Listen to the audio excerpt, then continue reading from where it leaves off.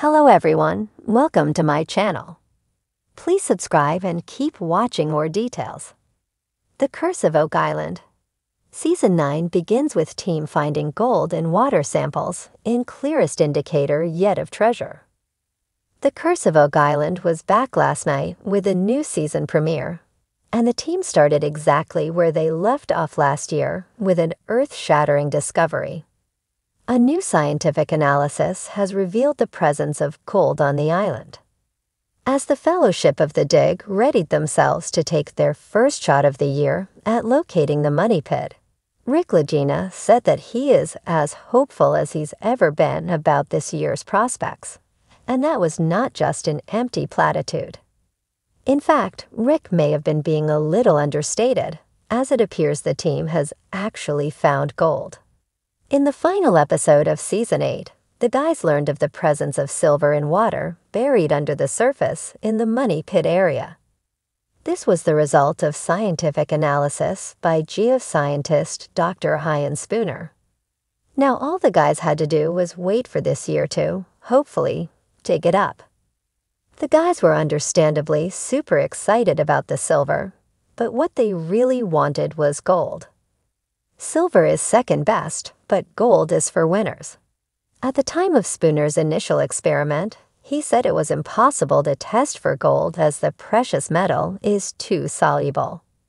The guys consoled themselves by concluding that if they find silver, they'll probably find gold.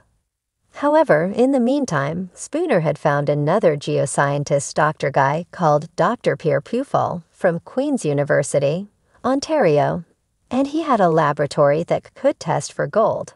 Nothing is completely soluble, said Pufol when quizzed about how this was possible. Spooner and the guys collected more water samples from the money pit area, centered mainly around the old C1 borehole, where the guys had previously spotted some shiny objects below the surface and sent them off to Dr. Pufol. We viewers often have to wait weeks or months for results, but thanks to last night's episode, we only had to wait about 15 minutes for Pufol's results. Spooner was visibly trembling with excitement as he announced that gold was found in a number of the boreholes. Marty Lagina was delighted. "I was over the moon about silver in the water. Now they're saying gold," he said. Pufol confirmed that traces of gold were found in the water, and much more than could occur naturally, which means a deposit of gold treasure is likely leaking into the water. Pufol said he'd get back to them with a more detailed analysis.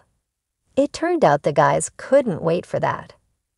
They got the Choice Drilling Company in straight away and told them to start drilling some boreholes with their 30-ton sonic drill rig. The guys are hoping to find something with the boreholes and then switch to the 10-feet caisson cans in the future. Rick pointed out that this year's drilling was different from all others.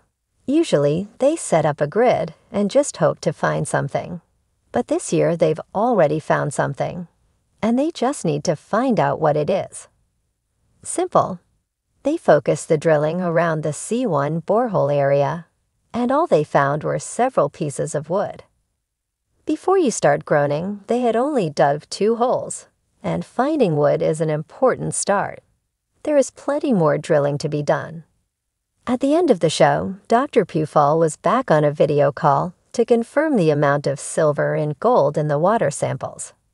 He all but confirmed that the level of gold was not from natural causes.